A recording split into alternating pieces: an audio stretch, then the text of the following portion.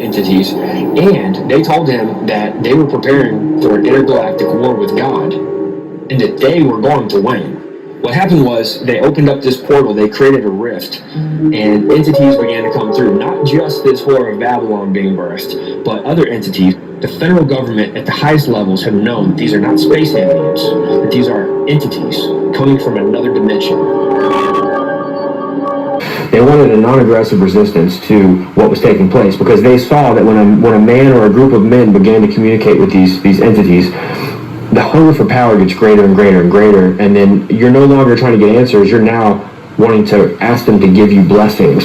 You're now getting technology and information from these entities, and you're utilizing it in the way that you structure your government moving forward. And you would say, well, why would these entities need the government? It's not a matter of them needing the government. It's a matter of setting up the scene for the end times deception where the Antichrist is going to unite the governments of the world. It's all part of their long game. They've been working on this since the beginning of time. It didn't work at the Tower of Babel. The Lord ended it quickly. But here we are today. Where are we today, and what happened between then and now? Well, what we find out is that one of our contacts, Stan Deyo, who, by the way, Tom Horn gave us a great endorsement of Stan Deyo. Tom Horn, before his house burned down years ago, he had this big newspaper article from the UK. And standing on the cover with these other elite doctors and scientists, it's Stan Deyo. And they're giving him credit in the UK, public knowledge, that he's working on anti-gravity craft.